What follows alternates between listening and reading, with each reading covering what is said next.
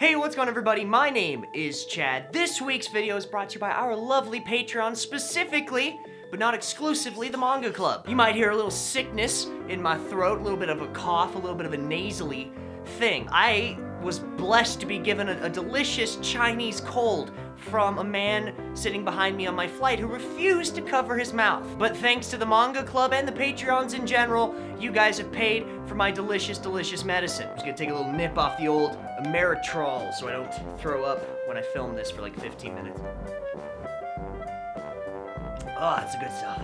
Okay, do you not need cough syrup? Do you have a difficult friend that just loves learning Japanese or Japanese culture? Maybe they're just a little bit of a weeb. They like manga and anime. And you just don't know what to get them for the Christmas season. For less than 80 cents a day, you can get that friend a new manga shipped to their house from Japan to their front door. All expenses paid, everything included, minus the love and affection of someone who will accept you for spending your money on such a frivolous gift. That's right, it is $24.99 a month or more. Supporting me on Patreon is the Manga Club, and I expanded it this year to 15 slots for America and also to certain international countries. Won't announce that till next year, but if you would like to support my channel and maybe get something out of it in exchange, link to the Patreon down below. Now on with the actual show.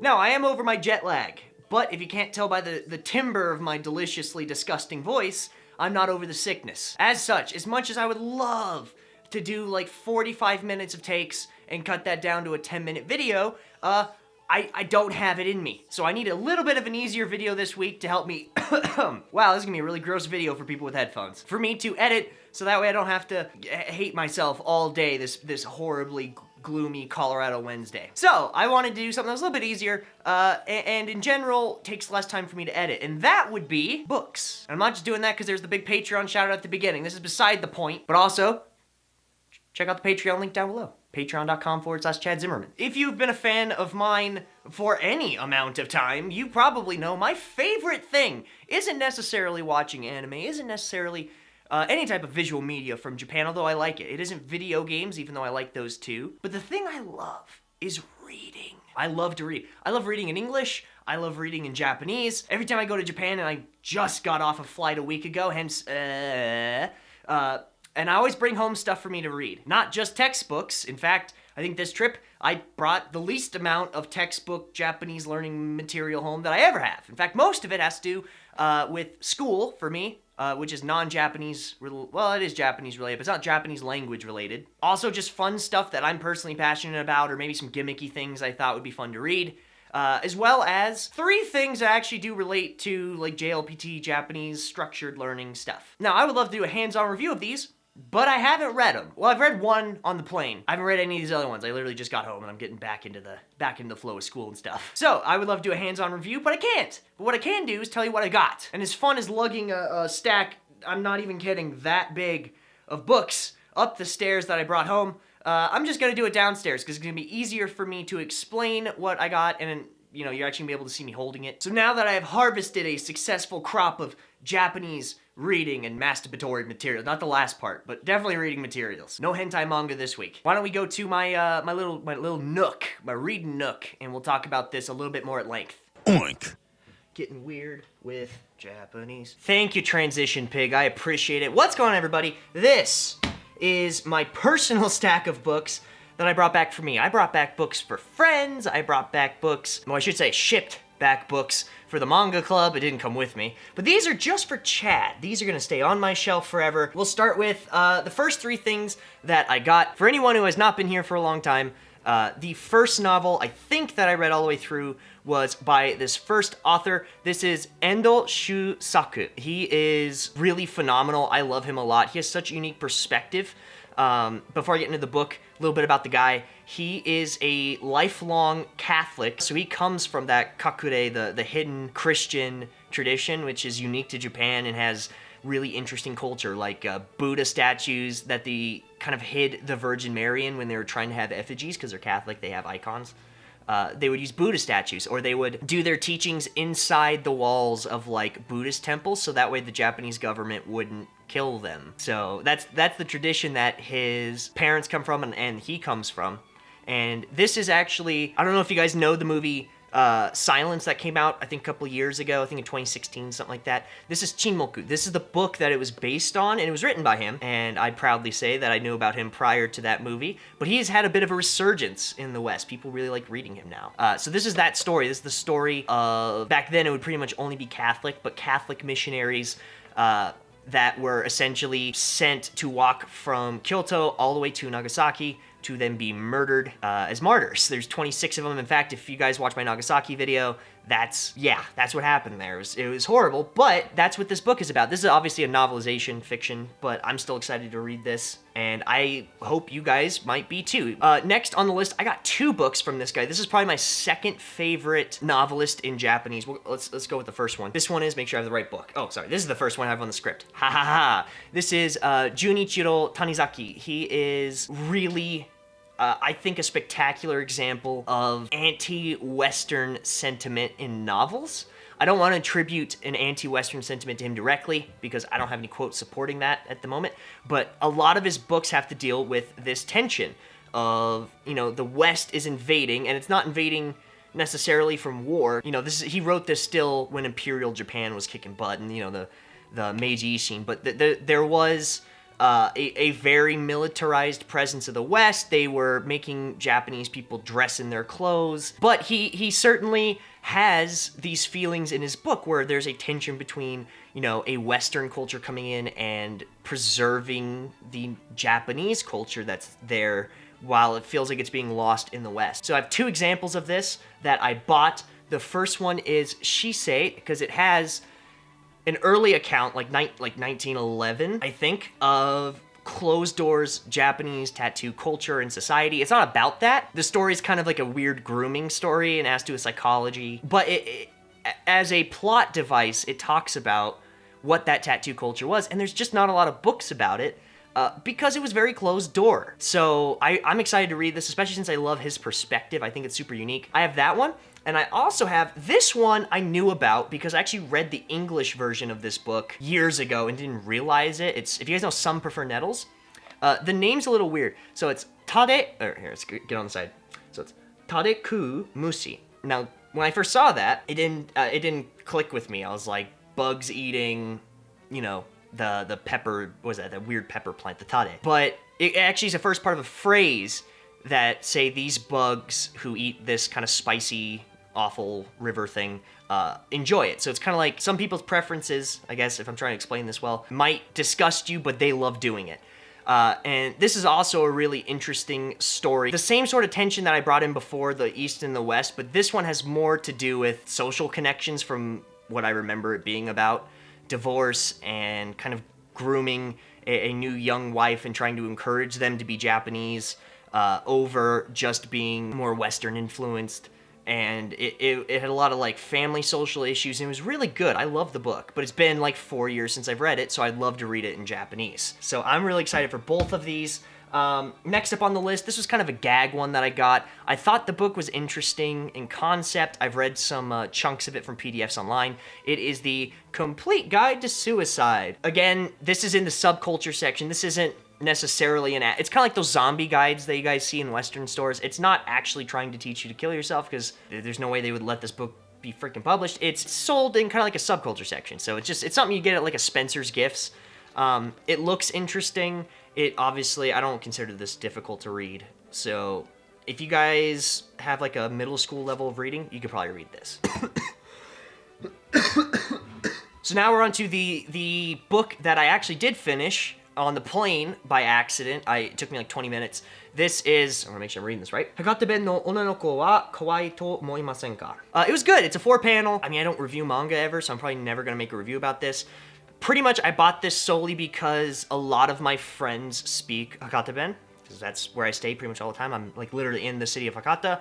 And if you're with people that don't treat you like you're foreign, they tend to forget that they're speaking gobbledygook. Luckily, I've been very good about learning it over the years. I kind of really hunkered down and tried learning the vast majority of it. I didn't learn anything new in here.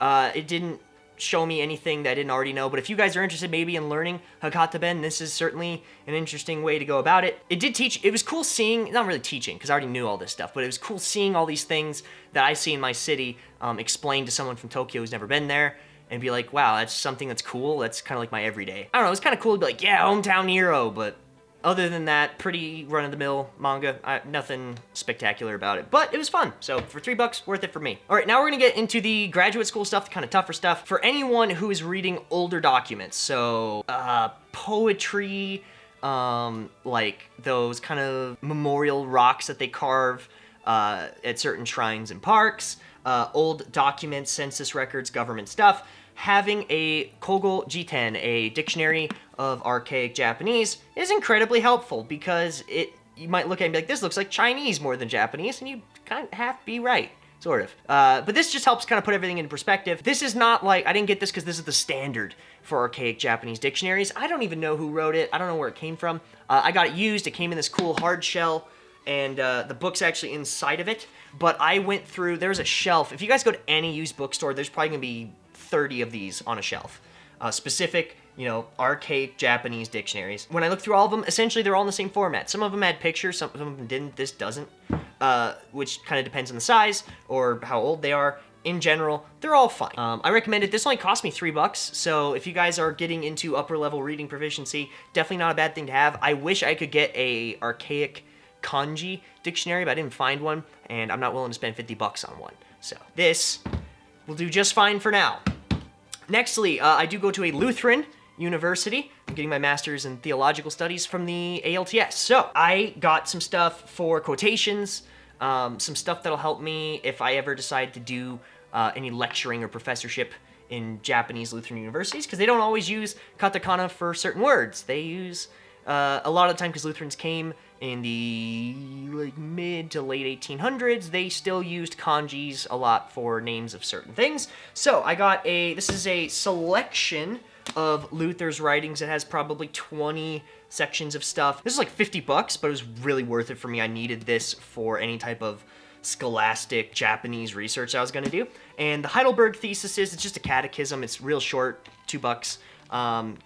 The one thing that I found interesting, though, was it has notes from the first owner of this book. But yeah, it has all his notes on it, so it's just kind of cool to see their mindset. It was $2. I was like, I'll take a shot on it. I'm not Reformed, but, you know, since they discussed these, I figure I might as well have it. Lastly, on that kind of graduate level thing, I did buy a Bible. I already have a New Testament in Japanese. I don't have a full Bible. So if you can tell how big this freaking thing is, this is not just a Bible. So this is a New Testament, which I already have, and it's actually the same translation I already have, which is rather unfortunate. I wish I would have had one of the other ones that are popular, but that's a whole different video. This guy, though, has a Old Testament, which I didn't have prior, which is actually pretty rare to have. I don't know how he got on my hand. And it also has a Apocrypha, so it has all of the non-canonical but still early Christian books in it, which I don't even own in English, to be fair. So for me, this was $20, but it retails about $50. Totally worth it. And I've been looking for an Old Testament forever and just have never been able to find one. Finally found one, so yay, Chad! So I'll be reading all of those definitely throughout this year. And finally, let's go on to the only 3 like JLPT kind of language learning things that I actually brought back. So the first thing is, if you guys do not know, Japan Foundation prints, these are basically one full test. So it's every aspect of the test. It even comes with, we'll do the N1 so I don't look at the N2. Comes with a CD for a listening section. It is exactly in JLPT format. I'll probably do a review of these when I'm done, so I won't go too much into it. I haven't even opened the N2 book because I'm actually going to take that later this week in preparation for December. But you guys might notice I also have an N1 book. And that is because me and my friend Lynn were talking. He passed N2, you can see my eyes are watering, that's because I cut out a cough. He passed N2 like 3 years ago. He's married to a Japanese girl now. He's working at a ramen shop there. He got almost like a perfect score and then sent me a picture of him burning the thing that said he passed because it meant so little to him. And going to talk with him and hang out this trip and just tell him how frustrated I am with the test, he was like, dude, look at what you're doing. Like, who cares about a stupid test? And I know I said it as a goal, but he goes, how about this? Instead of you just my dad calls it making lateral moves, just keep going sideways, N2 book, N2 book, N2 book, hoping one of these changes it, why don't you just start going up? Because you're running out of material. And it's true, I am running out of N2 material. I have damn near everything that is popular for the N2 finished. Highlighted, filled in, done. I can't think of anything else to get. So me and him decided this year and next year, now on, I'm gonna be taking N1s. Because why not? So, I got the N1 practice test, which I will not be opening until the N1 test next year, because that's where I'll be taking next year. I already have a good vocabulary N1 source. I have a good grammar source for N1. I didn't really have a kanji one, though. So, I actually have a physical, finally, a physical version of the new Complete Master kanji book. Don't really know much about it. I've never even had the N2 kanji book from this series, but it is one of the really popular ones that people use, so I figure why not, let's give it a shot, and I'm excited. I'll do a review on this, but it'll probably be in about 6 months. So yeah, I am excited for the N2 this year. I feel really confident. I'm at like peak performance for me in Japanese, but pass or fail, it's time to move up. So not to belay the point, now that we finished all of this, and I'm sure I'll talk about my future JLPT aspirations with Lynn later, let's go back to Transition Pig and Outro Screen Chad. Oink. Thank you guys for sticking tuned to the end. I really appreciate you. If you guys like this video, be sure to leave a like down below. If you have any questions, comments, concerns, or compliments on my voice, my sexy, nasally, slobbery self, feel free to leave them in the comment box down below. I do personally read all of them. I know, amazing. I actually do read them, even on old videos. Who would have guessed? Why do I hate myself this much? And I subject myself to that much pain and heartache? I don't know, but I do it anyways. If you like this video, you should check out one of my almost 400 plus other videos. It's all about Japan, Japanese language, the culture, traveling around there, helping you guys, showing my progress studying the language, as well as being kind of a general goober. If all that sounds cool, you might consider subscribing. Doesn't cost you a dime. You can hit that notification bell, or ding you anytime I do anything, which is important because I live stream on YouTube every single Saturday. We watch a, I almost said manga, gosh, I am tired, an anime together called Anime Night. It's a live stream. You can interact with me in real time and not just over comments. You can see how exhausted I am at the end of most of my days, and we usually just make fun of that for an hour. If that sounds fun for you, check that out Saturday, 9 p.m. I will not be getting into Twitch for a little bit. I need some more time to get over my sickness, but I also do stream on Twitch, link in the description down below. I have my own importing business for Japanese fly rods. If you are into the traditional Japanese bamboo stick fishing, you can check that link down below as well. I don't think I have any more shout outs. If I do, I'm missing it. I'm incredibly sorry. I need a nap, and I need to finish editing this. Thank you guys so much for watching. Love hard, love deep, say a prayer for your boy, Sick Jeans over here, and have a beautiful, wonderful week. Bye-bye.